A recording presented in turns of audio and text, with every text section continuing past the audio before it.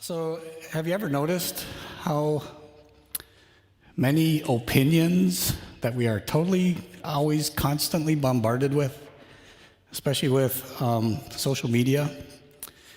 You know, it seems like there is an infinite number of people, organizations, whatever, that want to play with our emotions so that we can't think straight, so that they can tell us what to do. And you know, if we get stuck in that space, we can get confused, we can get led astray, we can even start doing things that go against the will of God. Imagine that, doing something that goes against what God asks us to do. So, who are we supposed to listen to? Who is the one true authority? And in this gospel passage, if you go a little further, Pilate asked Jesus, what is truth? So what is that truth? Who do we listen to? Who's the authority? And what is the truth? Well, this weekend we're celebrating the feast of Christ the King. And I think it was Pope Pius XI that started this just almost 100 years ago. And he did this so that at least one time a year, we would be reminded that Jesus is our King, Jesus is our true authority, and Jesus is the truth. And he also hoped that we would take this time, this 1 week a year, 1 weekend a year, or whatever, to really focus on our relationship with Jesus. And maybe make a commitment to do something this week to strengthen that relationship. Maybe spend more time with him in the Gospels or something. So that was one of his hopes, that we would strengthen our relationship with Jesus and put it above all the other things in our life. And just get used to doing that so that Jesus rules our life, not social media, not politicians, not Ohio State, not Michigan State, but Jesus is the most important thing in our life. And he also hoped that we would do something else too during this time, that we would gain courage we need to do what he says, take the church into the streets. So take this gospel message that we receive here every week out of this church to wherever it is you go. If you go home, go to school, go to work, wherever, you take it with you and proclaim it there. And invite people who are separated from Jesus into a loving relationship with him. So if we know that Jesus is our King, we know who the true authority is, and we know the truth. Now, in the gospel, Jesus said that his kingdom is not here. It's not of this world, it's not here, so it's otherworldly. So if we want to see these truths, we need to look out of this world and not in this world.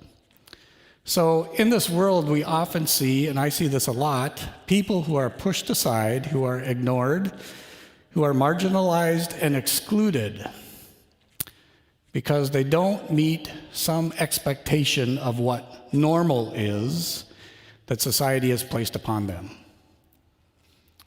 Truth is, we are much happier when we meet, accept, and get to know people right where they are. Not force them to change, but invite them, just as they are, into that loving relationship with Jesus. So the kingdom of Jesus is one of invitation. Now, in the world, this probably happens to you, it happens to most of us. We can be offended, we can get angry when somebody wrongs us. And when we get angry, we can fall into a trap of judging the person that hurt us, of holding a grudge against them, even wanting to seek revenge. And you know what? Sometimes we hear the world tell us, yeah, you were treated unjustly, so you have a right to feel that way, and you have a right to behave that way. Truth is, we are much happier if we meet our offenses with mercy, forgiveness, and reconciliation. The kingdom of Jesus is one of mercy. Something else the world encourages us to do is seek things, possessions, because it says that's what makes you happy. What you own is what makes you happy. And the problem with that is those things can overwhelm us. They become all we think about is our stuff. And pretty soon, we don't own our possessions anymore. It's reversed. Our possessions own us. Truth is, we are happier when we are attached only to God and not to worldly things. Now, we all have stuff, and we can enjoy that stuff. We can be thankful for that stuff. But if we lose it, or we have to let it go or give it away or something, we're not heartbroken because we're not attached. Our stuff does not own us. So the kingdom of Jesus is one of detachment to earthly things.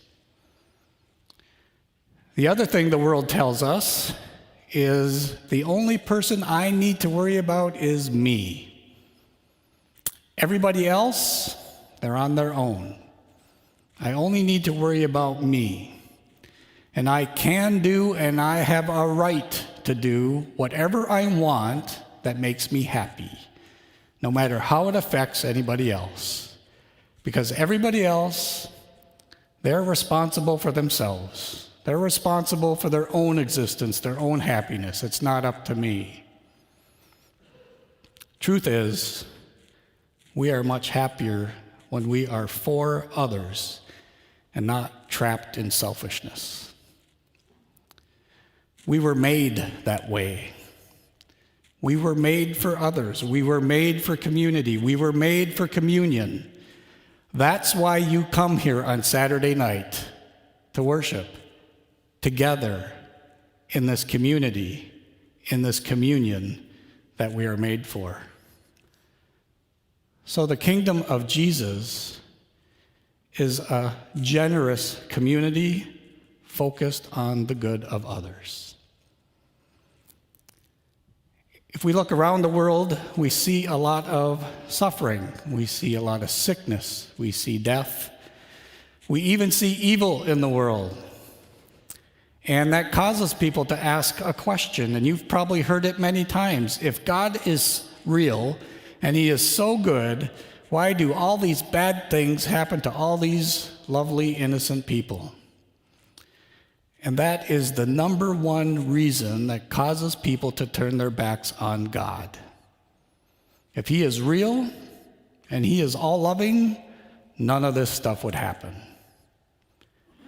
Truth is, it's not that simple. Truth is, we are much happier if we believe in him, have faith in him, and work with him to overcome all the evil in the world.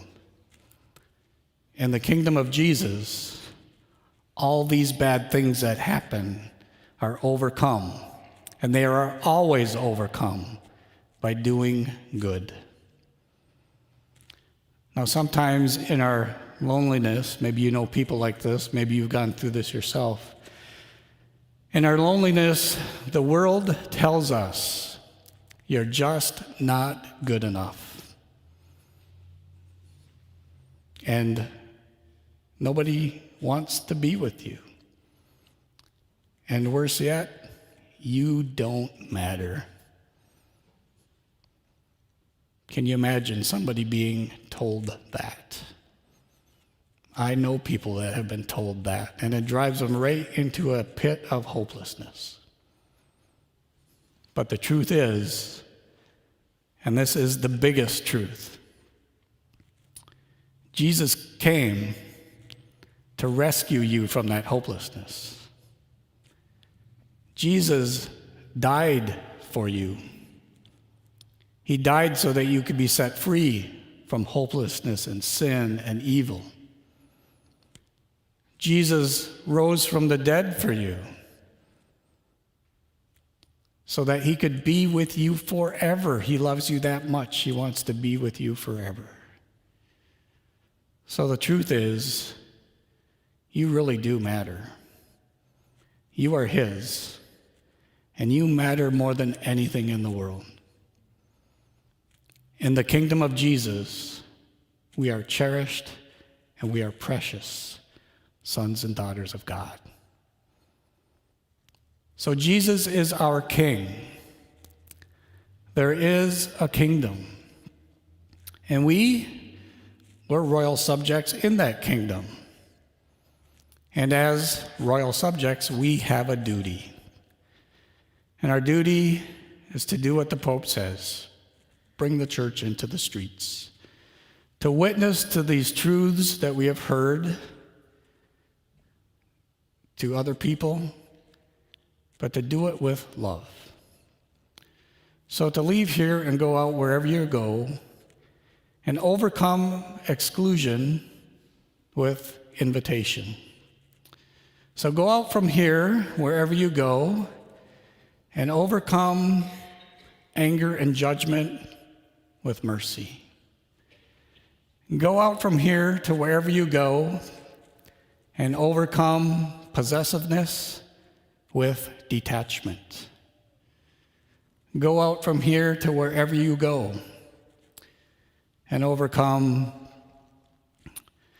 our need for stuff to one of being detached.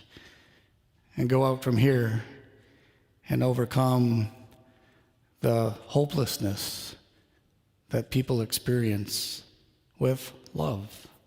Love them. Show them the love that Jesus has for them. Go out and overcome all the bad things that happen in this world by doing good.